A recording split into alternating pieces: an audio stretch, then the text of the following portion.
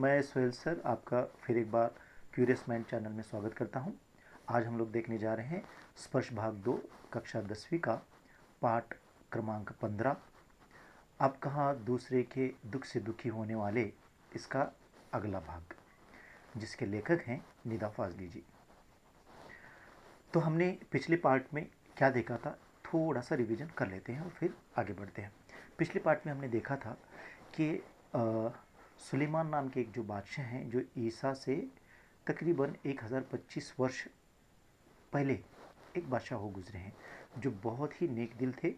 इनको सिर्फ मनुष्यों की भाषा नहीं, जीव जंतु, छोटे छोटे जीव जो होते हैं, इनकी तक भाषा समझ में आती थी। तो एक मर्तबा अपने लश्कर के साथ यानी फ़ौज के साथ कहीं जा रहे थे और उस वक्त कुछ जो चींटियाँ हैं वो रास्ता एक तरफ से रास्ते के दूसरी तरफ जा रहे थे।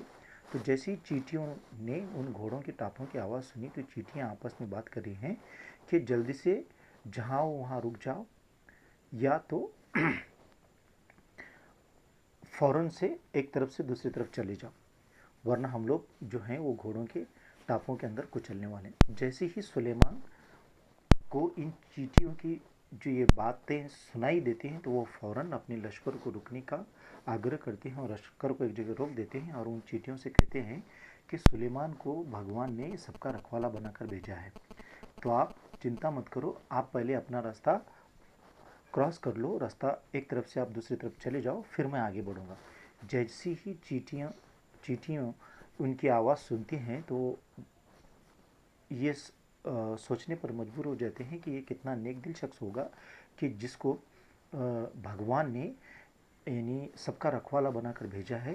तो वो इतनी सी छोटी जीवों के लिए अपने पूरे लश्कर को रोकता है, और जब ये जीव यानी ये जो चींटियाँ हैं वो रास्ता पास कर लेते हैं, एक तरफ से दूसरी तरफ चले जाते हैं, तो उसके बाद में ये अपने लश्कर को लेते हुए आगे बढ़ते हैं। तो ये जो चींटियाँ हैं इनके लिए प्रार्थना करती हैं ईश्वर से। ये हमने देखा था। इसके बाद हमने देखा था ऐसी एक और नेक दिल शख्स के बारे में हमने देखा था। वो कौन थे? सिंधी भाषा के महाकवि शेख अयाज के पिता के बारे में हमने देखा था। तो हमने क्या देखा था? तो एक मर्तबा वे जो हैं कुएं पर नहाने के लिए चले गए थे और आते वक्त उनके हाथ पर, उनके बाजू पर एक जो चोंटा लग कर चिपक कर आया हुआ था, तो उनको उस बात का एहसास नहीं हुआ। जब वो आने के बाद खाना खाने के लिए अपने दस्तर पर बैठ गए, तो जैसे ही बैठे तो उनको ये उन्होंने ये जाना कि उनके बाजू पे जो है वो एक चोंटा लग कर आया। तो फ़ौरन वह व्यक्ति, सोचो आप वो कितने नेक दिल व्यक्ति होंगे, फ़ौरन उन्होंने अपना खाना रोका, वहाँ पे उठ खड़े हुए और अपनी माँ से कहा कि मैं एक घर वाले को बेघर करके आया हूँ, तो ये पाप मैं अपने सर पे नहीं चढ़ाना चाहता, तो मैं उसको पहले उसकी जगह पे पहुँचा कर आता हूँ।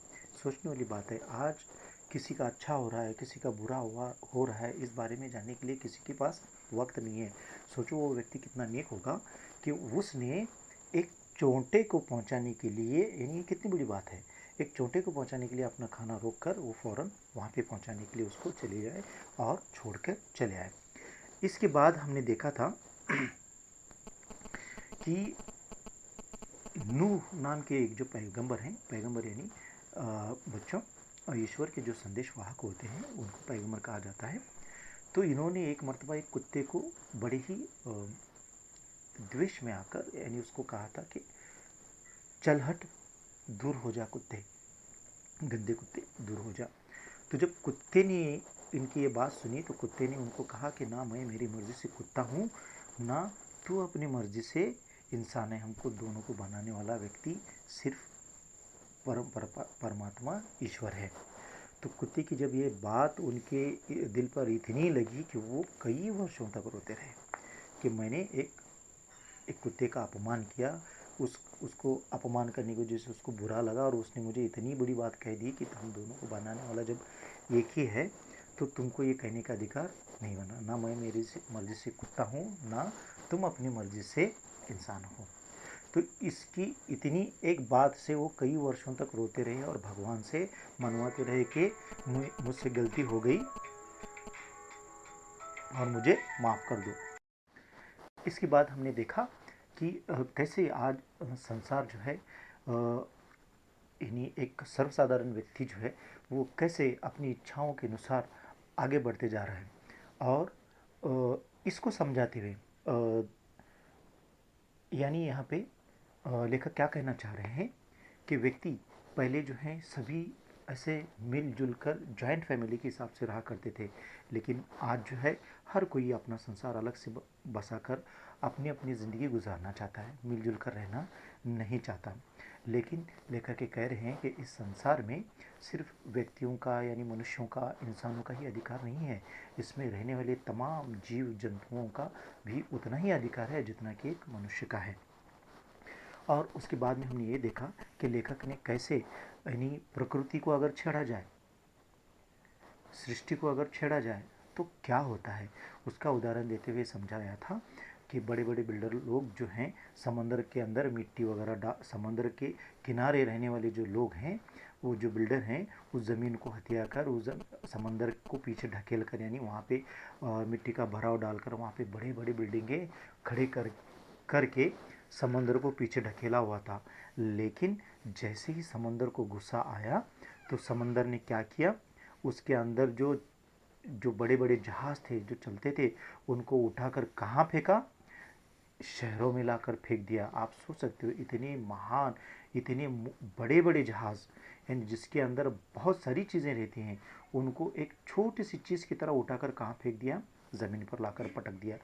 ये कब होता है, जब एक मनुष्य जो है यानी जब छेड़ता है, किस चीज़ को छेड़ता है, यानी जब प्रकृति को छोड़ता है, छेड़ता है, नेचर को जब छेड़ता है तो उसके बदले में जब नेचर को गुस्सा आता है, प्रकृति को जब गुस्सा आता है तो ये चीज़ें होती हैं। इसके बाद हमने और क्या देखा था विद्यार्थी मित्रों, उसके बाद हमने देखा था कि लेखक की माँ जो हैं उनके भी कुछ उन्होंने भी कुछ सलाह अपने बच्चों को दे रखी थी। तो वो क्या कहती थी, वो कहती थी कि सूरज ढलने ये आंगन के पेड़ों से पत्ते नहीं तोड़ने चाहिए, पेड़ रोएंगे, दिया बत्ती के वक्त फूलों को नहीं तोड़ना चाहिए, फूल बददुआ देंगे, दरिया पर जाओ तो उसे सलाम किया करो, वह खुश होता है, कबूतरों को मत सताया करो, वे हज़रत मोहम्मद को अजीज़ हैं, उन्होंने अपनी मज़ार के नीले गुंबद पर घोंसले बनाने की इजाज़त दे रखी है, मुर्गे को परेशान नहीं किया करो। यानी ये तमाम जो हैं यानी इतनी अच्छी सोच रखने वाली व्यक्ति, यानी आप सोचो यानी इन छोटे छोटी चीज़ों को आज हम इन चीज़ों को करते हुए यानी कैजुअली हम लोग कर लेते हैं, लेकिन वो दौर कैसा रहा होगा उस वक्त, यानी इन छोटी छोटी जीव जंतुओं का भी ध्यान रखने वाले लोग हुआ करते थे। आइए बच्चों, अब हम बढ़ते हैं अपने अगले पार्ट की तरफ।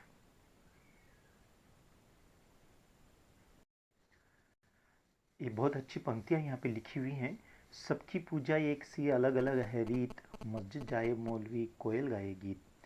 बच्चों आइए सबसे पहले हम इन पंक्तियों का अर्थ समझते हैं। कवि यहाँ पे क्या कह रहे हैं, चाहे हिंदू हो, मुस्लिम हो, सिख हो या ईसाई हो, सभी एक ही ईश्वर की गुणगान करते हैं। देखो सब सब धर्म अलग अलग अलग है, लेकिन हर हर हर एक जो है, फिर वो हिंदू हो, मुस्लिम हो, सिख हो या ईसाई हो, सभी एक ही ईश्वर का गुणगान करते हैं। केवल तरीका सबका अलग अलग है। कोई मंदिर जाकर करता है, कोई मस्जिद जाकर करता है, कोई गिरजाघर जाकर करता है, कोई गुरुद्वारे जाता है। इसीलिए कहते हैं कि रीत अलग है। उसी प्रकार मौलवी मस्जिद में जाकर लोगों को अल्लाह की इबादत सुनाकर प्रसन्न करता है, वैसे ही कोयल बागों में पेड़ों में बैठकर अपने मधुर बोल से सबको प्रसन्न करती है। आइए आगे चलते हैं। ग्वालियर में हमारा एक मकान था, उस मकान के दालान में 2 रोशनदान थे। उसमें कबूतर के एक जोड़े ने घोंसला बना लिया था। एक बार बिल्ली ने उचक कर 2 में से एक अंडा तोड़ दिया। लेखक क्या कह रहे हैं, ग्वालियर में उनका एक मकान था, उस मकान के दालान में 2 रोशनदान थे, उसमें कबूतर के एक जोड़े ने घोंसला बना लिया था। दालान का अर्थ होता है बरामदा। घर का जो बाहर का जो छोटा वाला हिस्सा होता है उसको क्या कहते हैं, वहाँ बरामदा दालान कहते हैं। तो वहाँ पे क्या किया था, कबूतर ने जो है घोंसला बनाया था। एक बार बिल्ली ने उचक कर दो में से एक अंडा तोड़ दिया। उस घोंसले के अंदर कबूतरों ने अंडे भी डाले हुए थे, तो उसमें से एक अंडा बिल्ली ने क्या किया, फोड़ दिया, तोड़ दिया। मेरी माँ ने देखा तो उससे दुख हुआ। लेखक की जब माँ ने इस पूरे दृश्य को देखा तो उनकी माँ को बड़ा ही दुख हुआ। उसने स्टूल पर चढ़कर दूसरे अंडे को बचाने की कोशिश की, लेकिन इस कोशिश में दूसरा अंडा उसी के हाथ से गिरकर टूट गया। जब माँ ये देख रही थी कि उन कबूतरों के अंडों को बिल्ली जो है वो उचक कर, कूद कर, गिरा कर खाने की कोशिश कर रही थी, तो उसमें एक टूट चुका है। दूसरे अंडे को बचाने की कोशिश माँ कर रही थी, लेकिन क्या हो गया, उस दूसरे अंडे को बचाने की कोशिश में वो अंडा उनके माँ के हाथ से टूट गया। कबूतर परेशानी में इधर उधर फड़फड़ा रहे थे। उनकी आंखों में दुख देखकर मेरी माँ के आंखों में आंसू आ गए।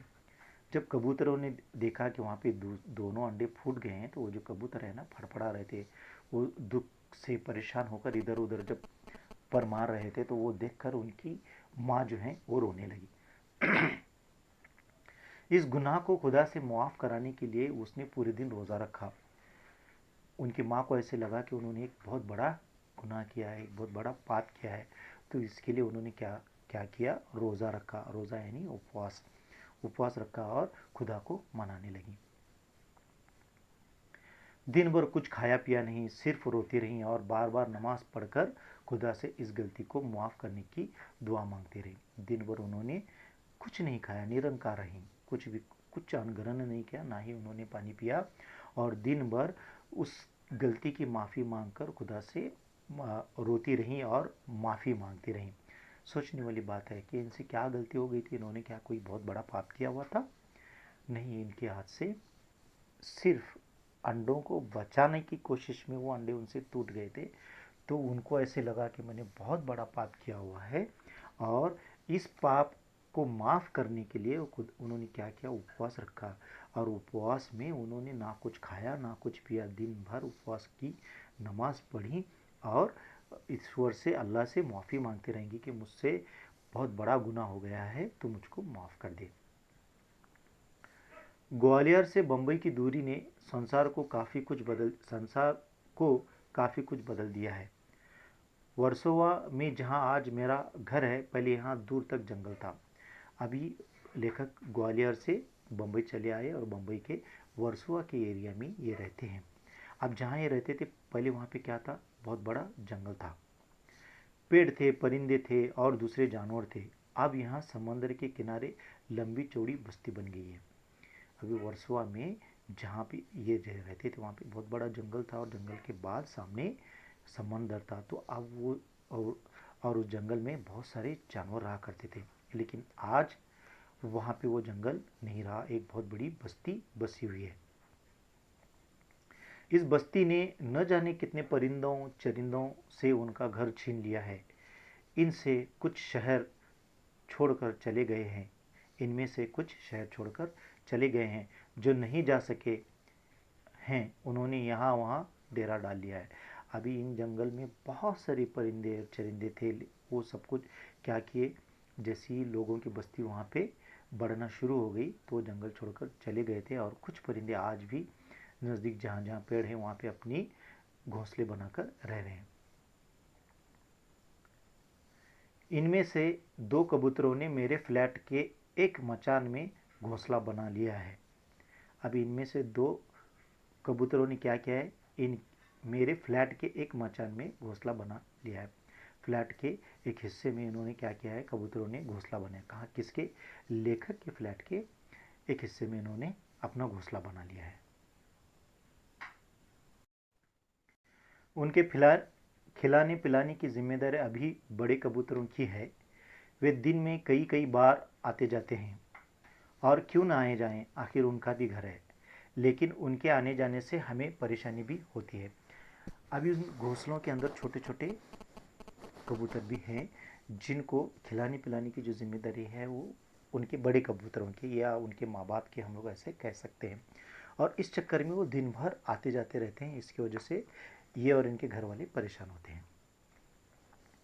वे कभी किसी चीज़ को गिराकर तोड़ देते हैं, कभी मेरी लाइब्रेरी में घुसकर कबीर या मिर्ज़ा गालिब को सताने लगते हैं। अब ये क्या कहते हैं, कभी कभी वो मेरी लाइब्रेरी में घुसकर कुछ चीज़ें तोड़ देते हैं। मिर्ज़ा गालिब या कबीर यानी जो ये जो कवि हैं और लेखक हैं, कवि हैं दोनों, और इनकी जो किताबें हैं उनको गिराया भी करते थे।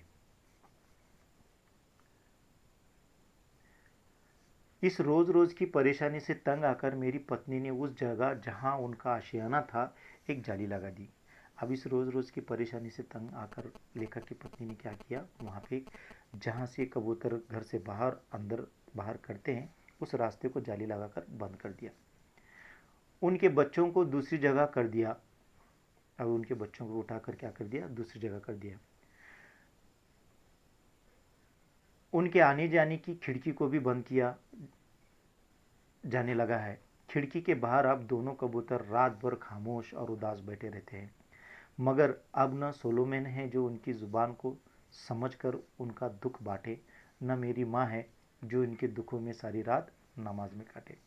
अब ये क्या कह रहे हैं लेखक, ना उतना रहम दिल रखने वाले सोलोमन यानी जो सुलेमान जो बादशाह गुजरे थे, जिन्होंने चींटियों की आवाज़ तक सुनकर अपने लश्कर को रोका था, ना वो आज वे जिंदा हैं, ना जो उनकी माँ उनकी माँ जो सीख दिया करती थी कि सूर्यास्त के बाद कुछ चीज़ें नहीं करना नहीं चाहिए, यानी यहाँ तक कि फूलों को नहीं तोड़ना चाहिए था। यानी बहुत सारी सीख उन्होंने दी थी। यानी इतने नेक दिल लोग आज नहीं हैं जो इन चीज़ों का ख्याल रख सकते हैं। ये किसकी परेशानी को देखने की बात कर रहे हैं, जो कबूतर जब जाली लगने के बाद जो रात भर घर के बाहर इनके फ्लैट के बाहर रुक कर जो परेशान होकर बैठते हैं, इनको देख कर ये कह रही हैं कि ऐसे नेक लोग आज नहीं बचे हैं। नदियाँ सींचे खेत को, तोता कुतरे आम, सूरज ठेकेदार सा सबको बांटे काम। बहुत ही अच्छी पंक्तियाँ हैं। आइए इसका अर्थ समझते हैं। जिस तरह नदियाँ बिना किसी भेदभाव के सभी खेतों को अपना पानी देती है, यानी इन पंक्तियों का अर्थ देखिए विद्यार्थियों, कितना सहज है, कितना सरल है। एक नदियाँ जब एक जगह से एक तरफ से दूसरी तरफ बहते हुए जाती है तो अपने आजू बाजू में जितने खेत हैं वहाँ वो किसी का अंतर नहीं करती। वो ये नहीं कहती कि ये गरीब का खेत है, ये अमीर का खेत है, मेरा पानी यहाँ जाना चाहिए, मेरा पानी वहाँ नहीं जाना चाहिए। वो किसी को भेदभाव किए बिना सभी को अपना पानी देकर खेतों को हरा हरा बनाती है, यानी खुशहाल बनाती है, सरसब्ज बनाती है, जरखेज़ बनाती है। उसी तरीके से तोता जिस तरह से किसी भी आम के बगीचे से आम खाने पहुंच जाता है, जब एक तोता किसी भी आम हो, किसी भी फल का हो, जब उसको लगता है कि वो अच्छा है तो वो खा लेता है। वो किसी का भेदभाव नहीं करता। वो ये नहीं देखता कि ये किसकी बाग है, किसी गरीब की है या किसी अमीर की है। उसको अच्छा लगे तो वो खा लेता है। उसी प्रकार सूरज भी बिना किसी भेदभाव के सभी को जगाकर काम करने के लिए प्रेरित करता है। उसी प्रकार जब सूरज जब निकलता है सुबह, रात को ख़त्म करने के बाद जब सूरज निकलता है, जब दिन होता है, उसके जो प्रकाश है, पूरा जो विश्व है वो पूरे विश्व में वो भर में उजाला हो जाता है। तो वो भेदभाव नहीं करता। इन पंक्तियों के माध्यम से लेखक हमको क्या समझाना चाहते हैं आज, यानी मॉरल ऑफ द स्टोरी अगर देखा जाए इस पाठ के, तो हमें आज का जो दौर चल रहा है, एक दूसरे को, एक व्यक्ति को दूसरे व्यक्ति की, या हम लोग ऐसे कर सकते हैं एक इंसान को दूसरे इंसान उसके ज़िंदगी में क्या हो रहा है ये जानने का वक्त नहीं है। हर कोई अपनी अपनी ज़िंदगी में मगन है। अगर कोई परेशान है तो उसकी परेशानी जानने के लिए किसी के पास वक्त नहीं है। हर कोई अपनी ज़िंदगी के अंदर दौड़ रहा है, आगे बढ़ रहा है। लेकिन यहाँ पे ये बढ़ते हुए हम लोग आज किसी के साथ अच्छा करना, मैं ये नहीं कह रहा कि सब, किसी के साथ अच्छा करना ये लोग भूलते हुए जा रहे हैं। हर कोई अपनी ज़िंदगी में मगन है। और यहाँ पे लेखक एक और चीज़ क्या समझाना चाह रही है, जो प्रकृति है, जो सृष्टि है, जो नेचर है, उसके साथ खिलवाड़ नहीं होना चाहिए। अगर सृष्टि के साथ खिलवाड़ हुआ तो सृष्टि क्या करेगी, दोबारा से हमें लौट कर हमें परेशान करेगी। किन माध्यमों से, बेवक्त के बेमौसम की बरसातों से, आने वाले जल्जलों से, सैलाब से, फ्लड से, तूफानों से। अगर हम इस सृष्टि की कदर करें, इन कायनात की कदर करें, इन नेचर की कदर करेंगे तो हम खुश रहेंगे, आराम से रहेंगे। और अगर हम एक दूसरे को प्यार बांटें, एक दूसरे का ख्याल रखें, तो बदले में भी हमें भी क्या मिलेगी, हमें भी रिस्पेक्ट मिलेगा, हमें भी लोगों का प्यार मिलेगा, कदर मिलेगी। तो आने वाले वक्त में हमें बच्चों एक दूसरे का साथ देना चाहिए। कोई अगर मुसीबत में है तो उसकी मदद करनी चाहिए, ना कि देखकर यानी मोबाइल से रिकॉर्ड करना चाहिए कि हाँ वो कितना परेशान है। नहीं, अगर कोई परेशान है, कोई अगर किसी को मदद की ज़रूरत है तो उसको आगे बढ़कर उसकी मदद करना चाहिए। आज के पार्ट में बस बच्चों इतना ही था, और हम मिलते हैं अपने अगली वीडियो के साथ। अगर कुछ समझ में नहीं आया या और कुछ चाहते हैं कि मैं किसी और उसको और अच्छे से डिटेल से एक्सप्लेन करूं, तो मेरा व्हाट्सअप नंबर दिया हुआ है, मेरी वेबसाइट भी दी हुई है और मेरा मेल आईडी भी दिया हुआ है, आप मुझसे संपर्क कर सकते हैं। धन्यवाद, आपका दिन शुभ रहे।